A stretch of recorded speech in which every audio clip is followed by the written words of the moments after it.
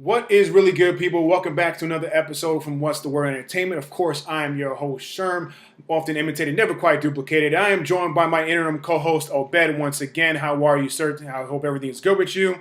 And again, of course, I am joined by my boy, Onu, live from New York. It was good to see you guys here. Kind of wanted to just jump right into it this week. No need for long introductions so far. So let's just really get it going. So first topic this week, little off topic from sports and things like that, is we're going to actually talk about the new Jordan 11s that are dropping this Saturday. Of course, everyone knows Jordan for his sneakers. Obviously, on the basketball court as well too. But the sneakers are a very big part of his legacy. It's big in fashion. It's big in culture these days. I am a little bit of a sneakerhead myself. I'm a little bit of a hype beast. I'll admit it. Try not to be, but the Jordan 11s, the Concords are coming back with a new look with the 45 on the back of them. Obed, let me ask you this. Do you really think that it's worth spending, $200 on or whatever on a pair of sneakers? Is it really worth the hype? Man, so it's funny you say that because, like, in college when I actually had a job, it's like, because listen, I had Ghanaian parents growing up. You're not about to go out here and buy $200 sneakers. Now, I can't speak for my little brother because he gets sneakers all the time now, but that last born kid always had a lot of but in college, I was a huge, sneakerhead. Like, I really enjoyed dunks. Like, I couldn't see myself paying $200 for a pair of shoes unless it was, like, the Tiffany dunks or the Air Yeezy 2s or the Jordan Cement 3s or the Jordan 4 Breads. Other than that, there's no reason to be out here buying $200 shoes that have been re-released how many times now? I know. I definitely feel you. Anew, can you really see yourself consistently? I don't know if you're a sneakerhead yourself, into it buying all the time. Do you? How often a year do you buy sneakers? And really, could you see yourself spending $200-300 on kicks like that? Oh man, no, I'm not much of a shopper, especially when it comes to sneakers. I mean, I know how to make them last, and I like to put a cap, on the way I spend. But even if I'm going for it, the max I'll do is about 100. But yeah, man, those are classics. I can see why people want to spend the money for it, but I mean, I'm good on my side. I got you. I feel you. No doubt, no doubt. Moving right along. I don't know if you guys saw this past week. Your boy Eminem came out with a new freestyle. He's always coming out with classics. Always coming out with some heat and some fire. He dropped a new freestyle called Kickoff. I wanted to play a little bit for you real quick here, if you guys don't mind, just so you can take a look here real quick. I speak tongue in cheek, what you ass licks do, cause you love to eat, but it's sad but true. I just sprung a leak suddenly. What I think and my gut instinct become in sync. My thoughts and my stomach link up with each other. Ink touches the pad, then boom! Since the day Dre gave me beats, I was made elite. That's basically what makes me me. Creating stink to these tats are fading ink. Who's the greatest? Think we're still debating. Wink. So that was your boy M going in on the freestyle there. I guess my question to you, Anu, do you think M has still got it and still coming with that fire, can really still be, a top rapper in the game? Anu? Absolutely, man. I agree, man. For sure. You can't ever count him out. He's like a LeBron, right? In the music game, you can never count him out, right? And for me, he'll always be one of those top five, no matter what. Especially when it comes to freestyling.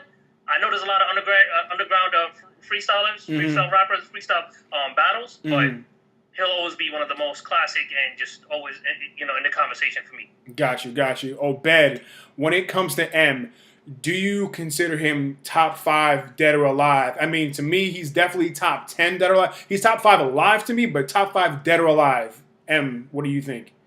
I think I would agree. I think he's top 10 for me. I don't have a lot of a full spectrum of rap and hip hop. I just got onto Run the Jewels, and those guys are amazing, right? So there are a lot of people out there that you can say, hey, these individuals are amazing right now. But I have to put him top 10 for the work that he's done lyrically. If he wants to do it, he can do it. Right? It's just like LeBron.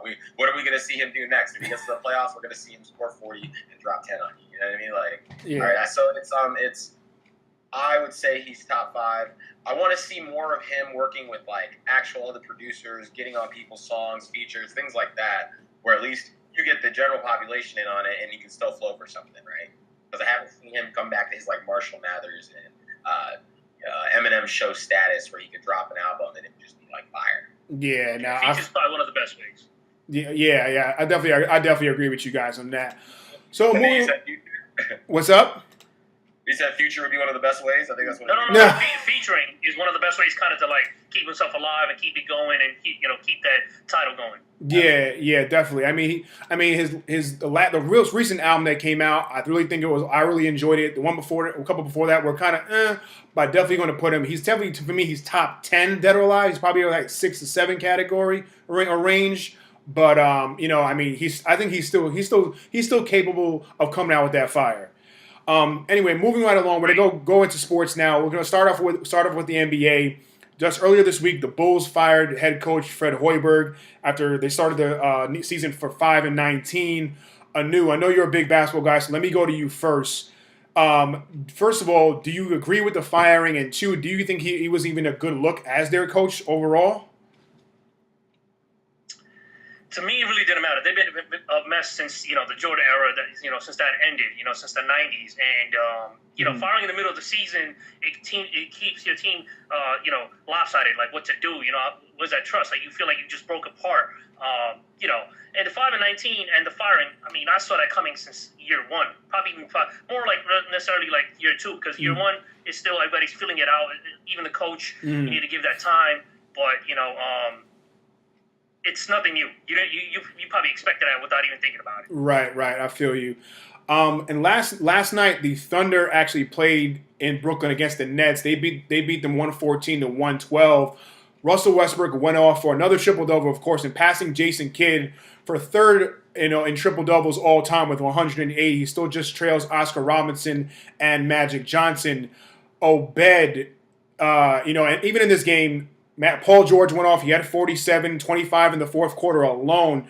Do you think Russ and PG are building into a cohesive unit and can take that Thunder team deep into the playoffs?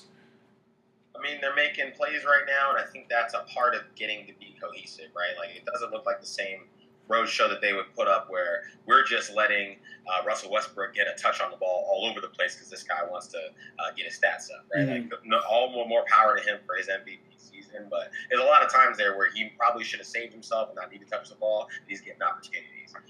That being said, I look for them to be a force in the NBA this year. I don't know where they'll end up. Obviously, the greatest show we can watch right now is out west. But they're going to make a claim for themselves to try to take it to the Warriors, and I hope they have the best of luck with that. Right. Anu, I mean, do you think that the Thunder, the way they're built right now, that they can really truly contend in the Western Conference? No, absolutely. I mean, I see them, anywhere between the 3 and the 6 seed. The first top 3, I don't see them as a top 3 for sure. There's a couple teams that that are surprising us this year. You got Denver. You got a whole bunch of other teams. The Clippers. Exactly. Yeah. There you go. They're pretty much number 1 in the West right now. Yeah. And you see the only team out the race is Phoenix. So anybody has a shot. So in 1 week you do bad, you could go from second place to last place or second place to you could drop a whole bunch of space numbers, or other teams could then jump up due to what happens in a week for one team or the other. Right. So yeah, man, I think they could definitely be some type of force and make a better run this year. Got you. Also last night, the Raptors ended up beating the 76ers 113 to 102. Kawhi went off at 36-9 and 5 steals. Jimmy Butler had 38 and 10. Anu, let me go back to you really quick on this. Now, the Raptors, they're off to a great start. They're 21-5 on the year. Do you think that the 76ers can really contend and compete with the Raptors in a 7-game series? Or maybe this was just kind of a one-off game for them? Yeah, I mean, only because, the obviously East is weaker. They're obviously a lot better this year. They got a lot more coming, a lot more deeper for some reason. The Milwaukee Bucks, coming into the, group with, on that scale that really helps, the East become much more of a force, right? Adding on to another team rather than just like 2 or 3 or 4 teams, right? So it makes it like about 5 teams out of 8, so that's not bad. But the 76ers, if they had Foles and if he had his mind right and just everything going for him, then I would say they could definitely really contend. But I think they could just contend on a basic level. Got you. Obed, Raptors, they're leading the East. Do you think they're going to keep this pace up throughout the season? I mean, I don't know. I honestly, I remember back to when Kawhi had his interviews, first interview there with the media in Toronto, and he was just like awkwardly laughing, right, about, hey, I don't know you guys don't know me, we got to get to know each other. Yeah. It looks like he wants to play. I don't think he's cashing it in and saying, hey, I'm not going to play this season. He's bringing it. Will they keep it up? I hope they do, but I don't know. I just never saw that team as a real contender. But I don't know. Maybe I could be wrong. Got you. All right. Sorry, guys. And also, you'll see in the video later, I was kind of playing around with the screen a little bit, trying to get a better resolution. But we'll move on. Going right now, when I'll go into some college football news and action here. Just earlier this week, it was announced that Ohio State head coach Urban Meyer will retire after their January 1st Rose Bowl matchup against the Washington Huskies. I don't know. I kind of saw this coming, coming off the kind of tumultuous season with the whole suspension thing. Let me just go to you really quick on this topic, then we'll kind of move on from it. I don't know. I mean, do you think that, did you really see it coming? Do you think, it was, meant to be? It was probably bound to happen? I mean, it kind of caught some people off guard, but did you really think that he would really last at Ohio State? I mean, he's going to retire, right? So, he's considered one of the greatest, college football coaches of all time. Previously played in Utah and Florida, 2 national chips in Florida, 1 national chip at Ohio. He's going to have a legacy. So, I mean, people got to go at some time or another. So, yeah, I guess you could say I saw it coming. Yeah. Obed, really quick. I mean, do you think his legacy is tarnished overall after the whole controversy in the offseason? That's a tough question. I think that it's taken a bit of a hit. Obviously, this is a guy with a resume that he can go coach anywhere he wants to. Whether they want to bring up the fact that they won't give him a shot because of that or because of his health reason. Really, from the words that I heard from Chris Carter and with his opportunity to speak to the world about what he knew about Urban Meyer's injury, I have a feeling that maybe it's better for him to be away from the sport for both those personal reasons as well as those controversial reasons. Got you. Also, the college football playoff rankings were dropped on Sunday as well. Of course, staying at number 1 was Alabama. They were followed by the Clemson Tigers at number 2, Notre Dame, and then Oklahoma rounding out the 4 playoff teams anew. Do you think the committee got it right with the top 4? I think they did. Georgia should have been in the top 4, but some people may feel that since they lost in the SEC championship, they have 2 losses.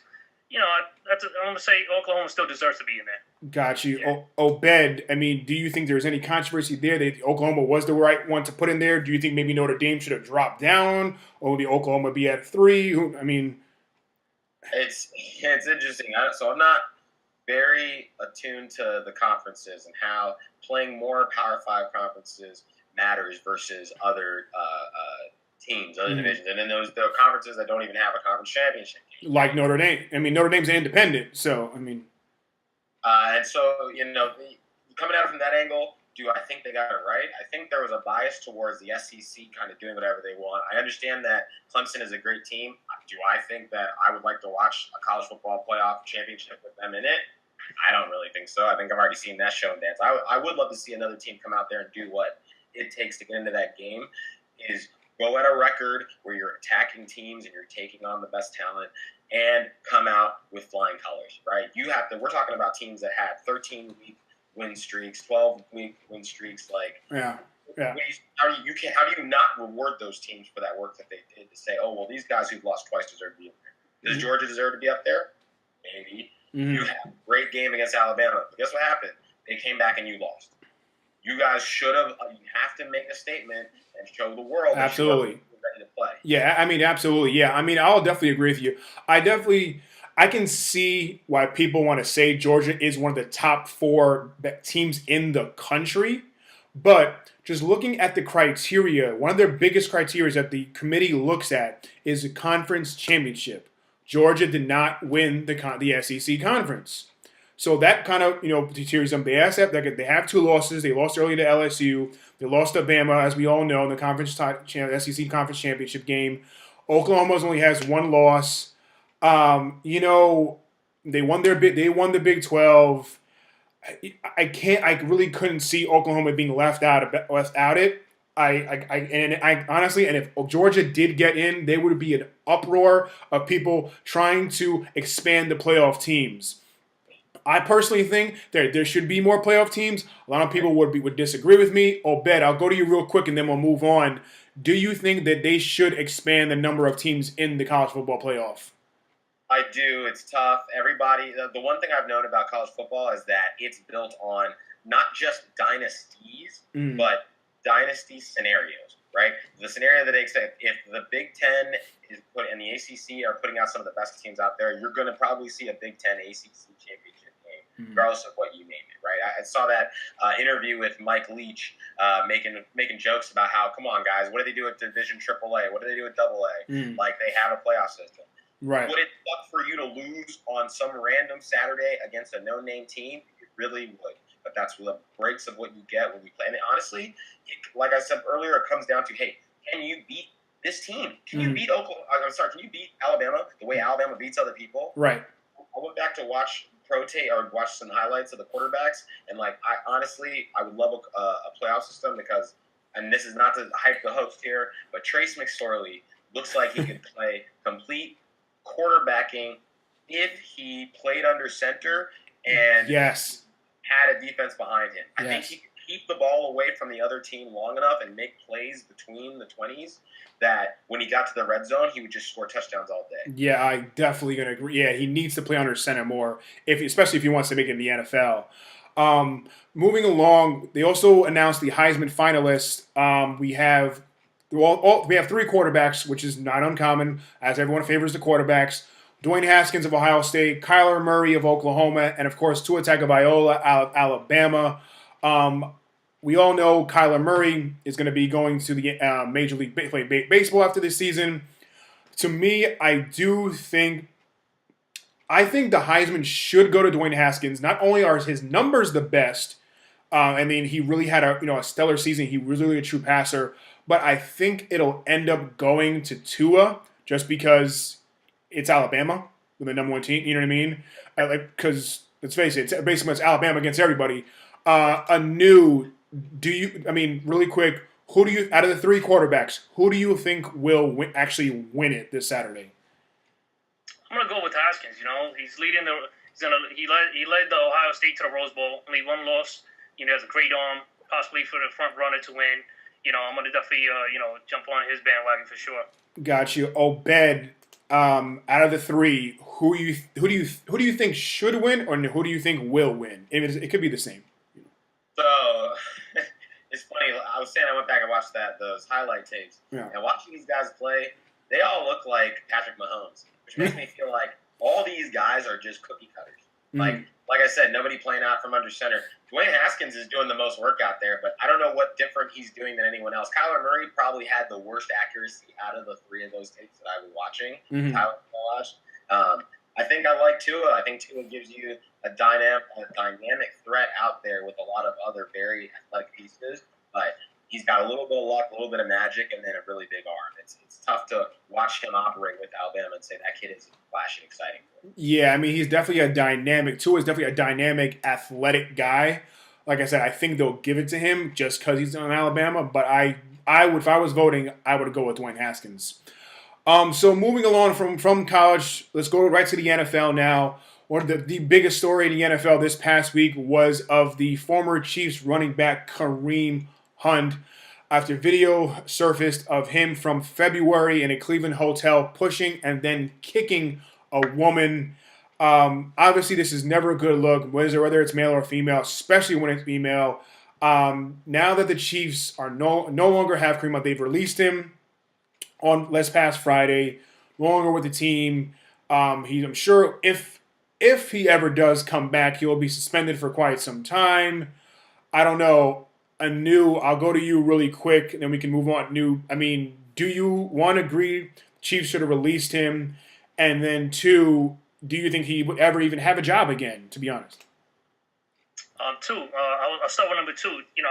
It's gonna be tough to have a job in the same field, the same industry. With that kind of track record, and no matter what, one of the most professional things as a role model, you don't disrespect women. All right, so that's really gonna take him out the game. Right. Obed, I mean, so let's go back to just the football aspect of it for a second. Do you think the Chiefs are still the front runner in the AFC without Kareem Hunt? That's tough. I mean, they showed what they're going to do when he's not on the field, right? They picked up Spencer Ware and Kendrick West. They're like, we can go back to the run game that sustained us until we got you. Mm-hmm. Now they know that we can throw the ball to the tight end. I guess it's Kelsey season all over again. Right. Now I think that's going to be maybe minor to the detriment of some of the other players there. You might have to see people running clear outs more, but they got Sammy Watkins that they barely ever throw to. They can pull him on you. Again, it's this RPO style. They're going to freeze the defense long enough to take a bomb shot. The kid still threw 4 touchdowns, and you can't say they're not going to have that. Yeah. I mean, Chiefs. I just looking at it from a football aspect of it first. Yeah, I think the Chiefs are still atop in the AFC. The obviously Mahomes. He's doing his thing, of course. Like you said, it is definitely Kelsey's season. Sammy Watkins has been hurt. He's missed the past few games, so even when he was there, they weren't throwing him that much. I think they need to really utilize him more. But just going back to the incident, I don't see Kareem Hunt. Obviously, he's out for the year. I don't see him playing all of next year, if ever again. Some people are going to make this whole comparison to the whole Ray Rice issue. I don't really want to do that. The Ray Rice issue was a little bit different, but we're not here to judge and things like that. But I don't see him playing at all of next year. Maybe perhaps at the year after that, I don't know. But it would be hard for some teams to actually market that kind of guy and that kind of player on their team, and so it's gonna be a rough go around for him. Moving along, also big news this past week: the Packers fired their longtime coach Mike McCarthy after over 12 seasons with the team. Anu, do you agree with the firing of McCarthy from Green Bay? Look, man, people got to go sometime, right? I kind of mentioned that earlier. Right. He led them to the team, went to the Super Bowl in 45, but sometimes you just got to change it up, man.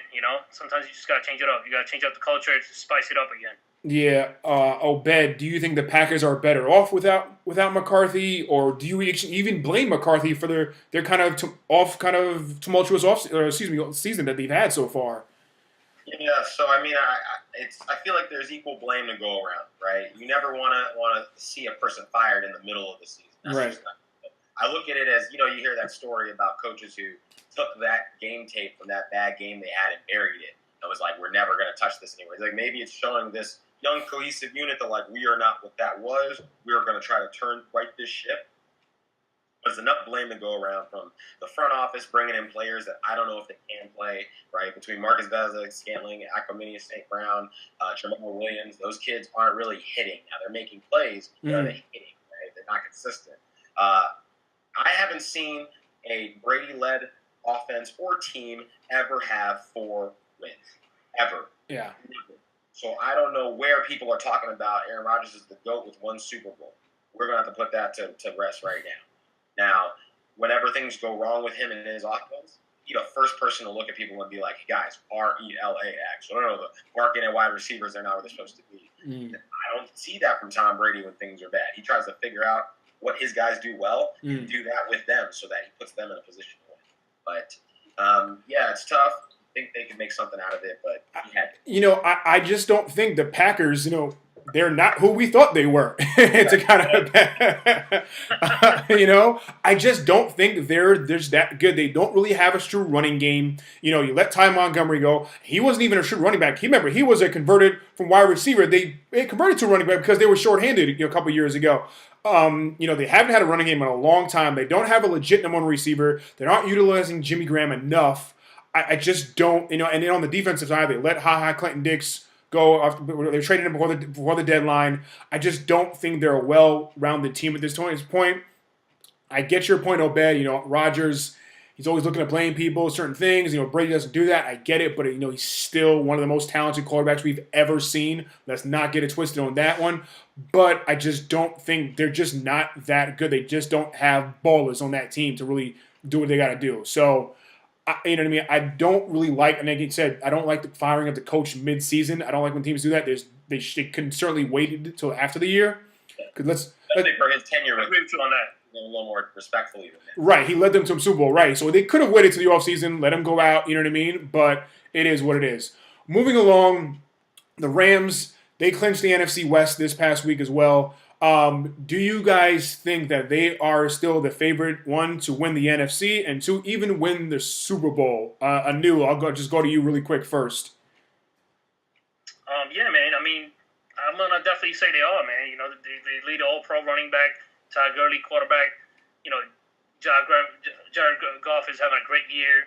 So I'm going to definitely go with that for sure. Yeah, I mean, Obed, just really quick, do you still see the Rams kind of taking the NFC, or are the Saints really going to come back? And I don't know what that game was against Dallas. I mean, if that's how they look with, they're sending 4 guys, and you guys are getting flustered. You're not getting the ball out quick enough. I wanted to say that one of the last elite quarterbacks in the NFL is Drew Brees, right? He's not going to give you stinky things every time things work. I don't know, man. I don't know. I think the Rams are definitely the team to beat. I think when they want to do what they want to do, they're going to do it. Yeah. So I think they're the lock for me for the representing the NFC. Right, and I think you probably have you have the defensive player of the year once again in Aaron Donald on that D-line, so he's beasting this year. So, yeah, I'm definitely going to say the Rams will be the team to beat in the NFC. So, unfortunate news with the Redskins once again. They lost their backup quarterback, Colt McCoy, to a broken leg just a couple weeks after Alex Smith broke his leg. I mean, how crazy is that? Your first 2 quarterbacks break their leg in the middle of the season. Now they're relying on Mark Sanchez. Obed, just quickly, do the Redskins even have a chance with Sanchez to still possibly win this division? They're only 1 game out. Let me tell you something. If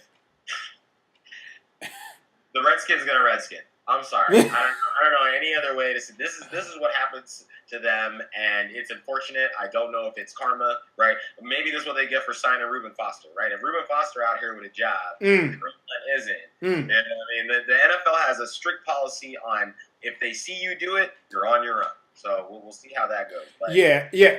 How is Colin Kaepernick not have a job right now? But Mark Sanchez does. Come on, fam. How does Colin Kaepernick not have? It's mind-boggling to me. I don't get it. We'll talk about it openly, but we all know what it is. Oh, we know what it is. But, dude, out of all the teams, there's 32 teams in the NFL. Every one of them have at least 2 quarterbacks. That means there's at least 64 quarterbacks. You tell me Colin Kaepernick is at least the 60th best quarterback in the NFL? You are bugging right now, dude. I'm not even going to go into that. I'm not even going to get into politics right now. We're going to move right along.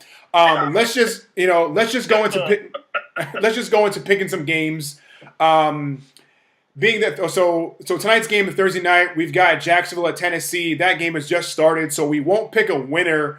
But I do think it is a must-win for Tennessee if they think they're going to kind of come up in that wild card spot. Obed, quickly, at the AFC South matchup, who do you got? Jacksonville at Tennessee. After what happened with Jacksonville and Indianapolis last week, I have no idea what's going to go on now. I already see that Tennessee's gone on the board. Maybe they'll have some kind of magic for opening the game up, but I don't know if the Jacks keep up. Yeah. Plus, I'm going to take Tennessee in this one. Gotcha. Okay. And you know what? I'm sorry. I even went and said we're not going to pick winners because the game just started. But we'll just ignore that part. We'll move on. I knew I was going to go to you real quick, but forget it. The game already started. We're moving on. So Sundays, we're gonna look at Sunday's matchups. First one we'll look at is Jets and Bills. Don't think anyone's really going to be watching this game too much. Last time they met in Jersey, the Bills walked away, I think, with 41-10. I was actually at that game, and I was quite surprised about that one. I know you're a New York guy, even though Buffalo is where they're in New York too. Jets, Bills. Who you taking? I'm gonna go with the New York Jets, bro. All right. Obed, quickly. Jets, Bills. Who do you got? I'm going to go with the team that actually plays in New York. I'm going Buffalo. Facts. I always tell people, you talk about the Jets. I like it. You talk about the Jets. Talk about the Giants. What do they play? They play in New Jersey. Buffalo plays in New York. Let's go Bills all day. Next one we're going to look at is Carolina at Cleveland. I'll go to you first real quick. I'm going Panthers in this one, even though it's in Cleveland. Cleveland does have some ballers. They're doing better than obviously than they were last year. We know it's 16. Panthers and Browns. Who you going here? Panthers lost 4 straight. You know, you got concern over the quarterback, new and surgically repaired shoulder. So, you know what? We're gonna go with the Browns. Browns. Ooh, okay, I like it. Obed, Panthers and Browns. Who you taking here? Man, there's a lot of chatter coming out of Carolina. Like this could.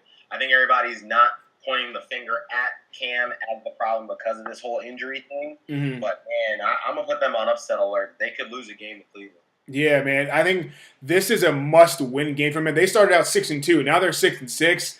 Dude, they've got to get this one. I think it's desperation time coming down to the playoffs. So I'm going to go Panthers. Next one is Atlanta at Green Bay. Obviously, we just mentioned Green Bay just fired their coach, Mike McCarthy. I don't know what to expect. I'm only going to say Green Bay because it's in Green Bay. But don't be surprised if Atlanta wins this one, folks. Falcons and Packers. Who do you got? I'm going with Atlanta. You know, everything with just happened with Green Bay. Everybody's heads might be down. They might be in the rough. So, you know, I got to go with Atlanta. Obed, Falcons and Packers. Who you got? I think you can feel it. It's the hot Atlanta that's bubbling up. I remember watching this matchup in like 2015, maybe when what's his name, Eddie Lacy was a thing. Eddie Lacy and Julio Jones were both cooking in this game, and then both got injured in this game. Hopefully, we're not going to see a repeat of that. But Julio likes to cook when he's at Lambeau, so I'm going to give it to Atlanta. Got you. Ravens at Chiefs. Chiefs, of course. What are we talking about? Come on. Like I said, Patrick, my homie, Mahomes all day. Ravens and Chiefs. Let's make it quick. Ravens and Chiefs. Who you got? I'm going to go with Chiefs. Obed, Ravens and Chiefs. The news sounds like a smart man. I'm following his lead or go with Chiefs. Thank you very much. Patriots and Dolphins. I don't even think I have to ask you a bet on this one, where you're going with this one.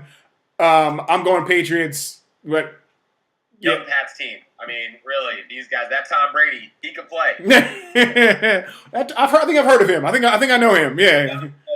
I knew Patriots and Dolphins. Just to be on the opposite side of the table, I'm gonna go with Dolphins. Woo! I'm gonna go, baby, all day. Something he might be hitting on something. The Patriots have played poorly in Miami for a lot of Tom's career. I don't know if it's because he's out there partying when he should be sleeping, but that gets to him. So we'll see what happens. He out there chilling on South Beach and whatnot.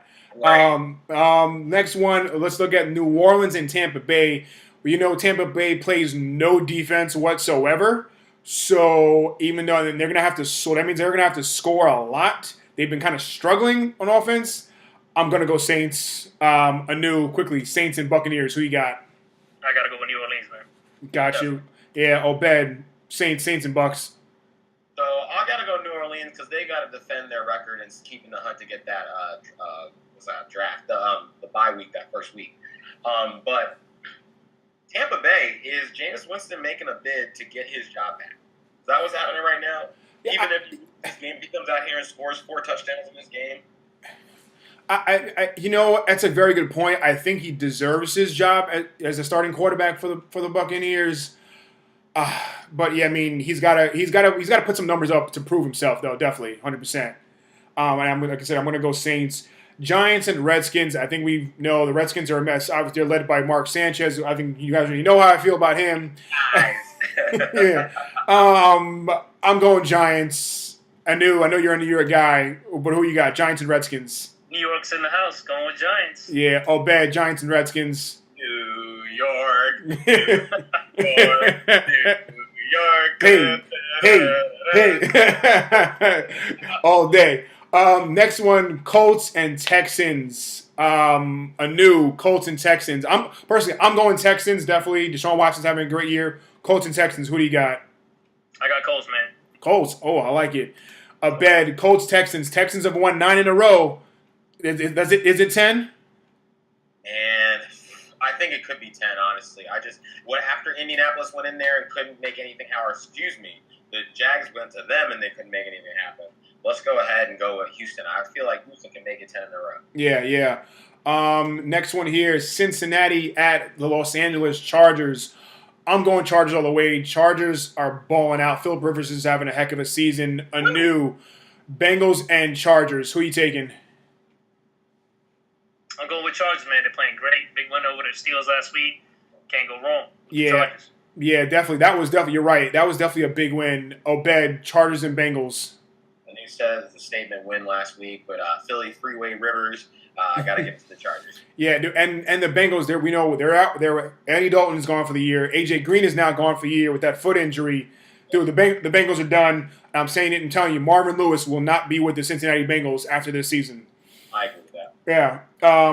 Denver and San Francisco. I'm just going to go Denver. I don't even care. Obed, Denver, San Francisco. What do you got? Denver. A new Denver, San Francisco. San Fran. Oh. Either way, whatever. No one cares. And then he goes Jeff Wilson Jr. stats for Fantasy Dog. Philly at Dallas. This is a big matchup. This is the biggest matchup I think of the week. Divisional NFC East matchup. Eagles have to win this to keep pace in the NFC East. Eagles have to win this so that they don't get asked out for talking smack in the locker room. Yeah. You know what? Because it's in Dallas, I'm going Dallas. Obed, Eagles and Cowboys. I'm going Dallas. I feel like you're going to watch Dallas put together a complete game this weekend just because of that smack talk. Now, is it going to look pretty? No, but I think they're going to hit on all phases, and this game's going to look real good for them. Right. A new Eagles and Cowboys. Tell me who you got here. I'm going to go with the Eagles. Even though the Cowboys won 4 straight to lead the division, I'm still going with the Eagles, though. Okay. I mean, it's a must win, right? Yeah, it's not a bad pick. You know, like I said, just because it's in Dallas, I'm going Dallas. But desperation wins sometimes. Yeah. We'll see if they get a call. We'll see. Talking smack early. We'll see if they get a call in that game. I want to watch the rest. Steelers and Raiders. I think this is an easy one here. Steelers all the way. You know, they're coming off back-to-back losses, so this is, a good one for them to kind of get an easy win over the disheveled Raiders. I think John Gruden's really running that team into the ground. So, I don't even schedule right now. How many? Look at the schedule right now. How many of these teams are just a dumpster fire against a team that is mediocre? Cool. You know what I mean? Yeah, I mean, Obed, Steelers and Raiders. Who are you taking? I gotta go Steelers. Are they going to lose the Raiders? That would be the day. Dude, I don't even know. A new Steelers and Raiders. Who you got? I'll go with the Steelers, man. Yeah, I think this is an easy one here. Detroit and Arizona. I'm going to go Detroit. Arizona's a mess. They let go of Sam Bradford earlier this year. They're sticking with their rookie QB and Josh Rosen. They're not a well-rounded team at all. This is kind of an easy one for me. Even though Detroit's kind of slacking, I'm going Detroit. Obed, Lions and Cardinals. Detroit. Yeah. Oh, a new Lions and Cardinals. Who you got? You could go either way. I guess you could say Lions. Yeah. Very big match, which I think is this. This is actually the real must-see game of the week. We got LA Rams at the Chicago Bears. We got probably, I think this could be an NFC playoff matchup here. Anu, I'll go to you first, but I'm gonna say Rams, even though it's in Chicago. Anu, Rams and Bears. Who are you taking here? Man, I'm gonna go with the Rams, even though you got 2 of the best defensive players in the NFL. You got Aaron Donald, Khalil Mack. It's gonna be a great matchup. Probably the second game of the week to be watching. Yeah. Oh, good point with Donald and Mack. And like I said, I think Donald's going to win the Defensive Player of the Year. Khalil Mack is definitely up there. Obed, Rams and Bears. I echo everything about Aaron Donald. Just absolutely worth every dime. I can't believe we didn't pay him sooner. And I'm telling you, the NFL needs to fix their ways. This game is not going to last. That's politics. We'll leave that for later. Yeah. I don't know if you can line up. That's why I feel like the NFC has given us a team of this year that really, the last 2 years putting it together, that front four is just tough on defense, and they'll come at you on the offensive side. Yeah. I know Chicago has a great defense, but what are they about to do on the offense? Just going to dump it off to Tariq on every play? Now, I wonder if they've been going easy on Mitch Trubisky with his rehab, knowing that this game was on the schedule, right? Like, let's just let the cards play out, but if we can catch these guys with the way the division is kind of sauce in the NFC North right now, I feel like they could just run away and get that spot that they need to secure a good playoff spot. Yeah. I'm going to go with the Rams because I saw an interview with the coach, Sean McVay, and he basically ran down the entire starting 11 from what he'd seen about them and how he feels about them from his days back when he coached for the Redskins, even to today, right? So I know he's cooking up something nice for them. It's a leg game. He's only going to put up stars. I got to go with the Rams. Yeah. Yeah, you mentioned the great defensive line for the Rams. I mean, I guess we got Aaron Donald, we got Dominic and Sue. Yeah, I mean, they're just all around, probably, arguably the best team in the NFL. So we're going Rams. Last matchup, Monday Night Football, Minnesota at Seattle. Seattle's been doing well. Russell Wilson's balling out, but I think the Vikings have to get this win. I don't think they will. I'm going Seahawks. It's in Seattle. A new Vikings and Seahawks. Who you taking here? I'm going underdog, Seahawks. Obed, Seahawks hosting the Vikings. Real quick, what do you got? And I wonder if the Seahawks are the underdog. The Seahawks are going to come out here and run the ball 150 times on it. I don't know if Minnesota's prepared to deal with that all day. They seem to be able to take 20, 25 shots a game and get touchdowns to Doug Baldwin and Tyler Lockett. I like Seattle in this game. Yeah. In Seattle too. Yeah. It was loud, man. That's the thing. It's the fact that it's in Seattle is definitely a bonus for them. With that stadium, that noise, it's built that way for a reason. So yeah, I'm definitely going Seattle. All right, well, folks, that wraps it up for this week's episode of What's the Word Entertainment. Any last parting words? Anything we missed out? Anything you want to drop here for the folks? Man, it was a pleasure to be on, man. Thanks a lot, man. It was a good time. Appreciate it. Of course. Obed, anything else you want to add in here? Thank you for the time. I appreciate it. I can't wait to come back to the next episode. All right, guys. I appreciate you guys once again. We'll be back with more. And guys, have a good night. Be safe, guys. Peace.